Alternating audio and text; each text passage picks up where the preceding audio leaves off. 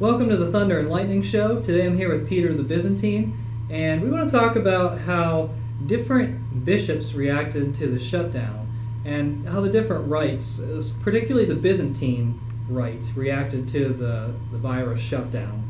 So, Peter, can you give us your perspective on what happens, beginning with the shutdown and then how things gradually progressed? Absolutely. I would like to say, though, if there are other Byzantine churches in the way their bishops and their patriarchs handled the virus, would you say like to know how they were doing? The reason I say that because there's several different Byzantine churches out there. There's not just one, obviously, but more specifically, my church, the Ukrainian Greek Catholic Church, the way we handle it compared to the Roman Church was very different. The way we handled it, we were under quarantine, we were under shutdown for a greatly part of Lent. We had videos, online, through Lent, through Holy Week and Easter. And then about, if I would say, 2 weeks after, we were allowed to come back. To liturgy. To Divine Liturgy. We were allowed to come back to the Divine Liturgy, and that was we opened up 4 weeks earlier than most Roman Catholic churches. We did not wear masks. We were not required to wear masks. What we did, liturgy was pretty much the same. We were allowed to sing. That was allowed.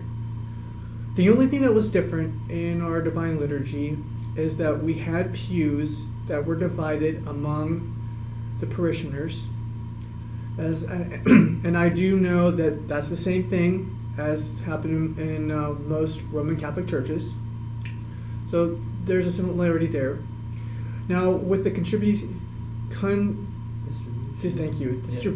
of the Holy Eucharist. What we did there is instead of using the golden spoon, we used wooden spoons. There would be the priest and the deacon who would distribute communion in the pews.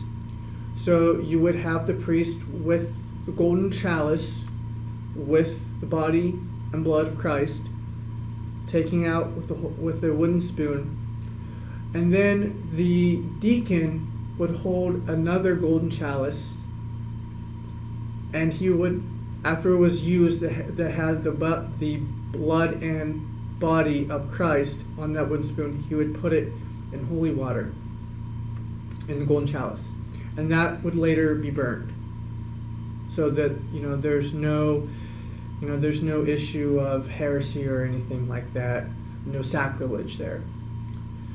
Now, I know that in the Roman Catholic Church, that was completely different, that you had to take it on the wafer, the body of Christ, in your hand only, and that you could not take it on your tongue. In some dioceses, it varied. It varied. Mm-hmm. So, was your church open at all during Lent for private prayer? Unfortunately, no, we weren't allowed to do that. We had to be shut down, closed.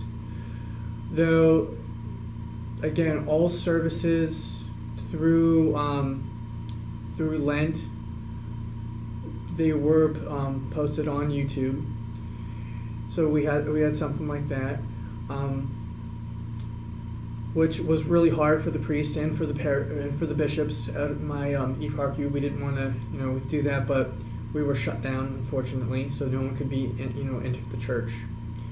That you weren't allowed until the time that we were allowed to be open. We had a full liturgy service.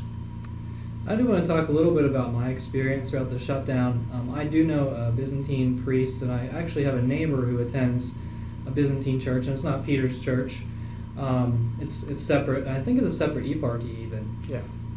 But on Easter, the Byzantine priest had an outdoor ceremony. It wasn't a liturgy, but it was just a ceremony where they had some Bible readings, and a prayer service blessing Easter baskets, where he distributed blessed palms. I don't know if that was permitted or not, but more power to him, you know. But then for Ascension Thursday, the Roman churches weren't even open at that point, but the Byzantine churches were, and so I was actually able to attend Divine Liturgy for Ascension Thursday. So the Byzantines, it seemed like they were a little bit more eager to open up public liturgies to people, with restrictions, of course, but